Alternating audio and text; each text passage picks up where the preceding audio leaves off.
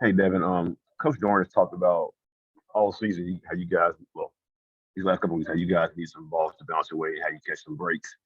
At Wake Forest, you guys didn't get the onside kick. You felt like, of course, you got it. You would have won the game. When you guys recovered it, when Chris recovered that onside kick for you guys, what was going through your mind? Were you thinking, like, this is the redemption we needed from that game and something finally went our way, we can finish it off?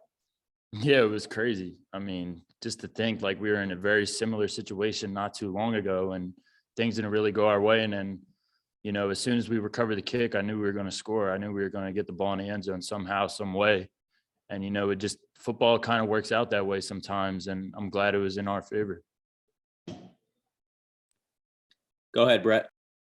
I'll ask you the same question I asked Emeka. How surprised were you to see him that wide open given the circumstances there at the end? Yeah, I mean, I was surprised, honestly. I mean, they did a good job of, knowing where Emeka was each and every play, kind of being able to cloud towards his side, being able to trap towards his side. And, it was almost just like a busted coverage. I mean, went through my progression, saw Emeka was wide open, gave him a shot, and let him do the rest. Go ahead, David. Does this top what happened against Clemson just as far as craziness goes, as far as, things that you'll kind of remember when you look back at your career? Yeah, I mean, I think they're both pretty crazy. I mean, both games is like coming down to the wire. We got to make a play, and we do.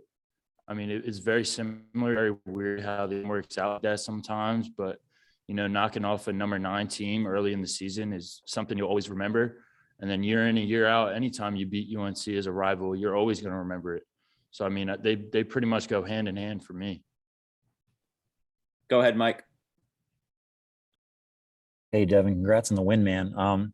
You touched on it a little bit. I was wondering if you can just take us through some of your emotions and what's going on in your mind when you see Christopher recover the onside kick and then going onto the field knowing that you'll have a chance to take the lead with just over a minute to go. Can you take us through kind of what's going on there? Yeah, I mean, we knew we needed to get the onside kick to have a chance to win. And as soon as we recovered it, the first thing, all my teammates are looking at me, all the guys on defense looking at me, offense saying, let's go win this thing. And, as the quarterback of this team, as a leader of this team, you got to put your best foot forward. And that's what we did.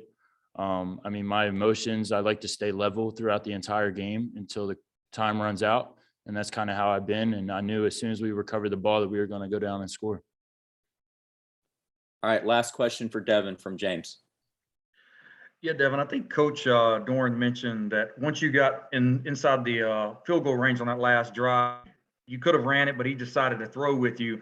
Was that your first read to throw to Emeka, or was that something you just were specifically looking for?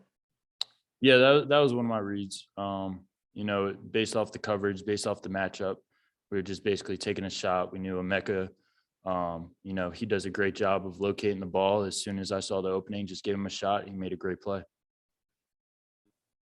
Thanks for taking the time, Devin. Thank you.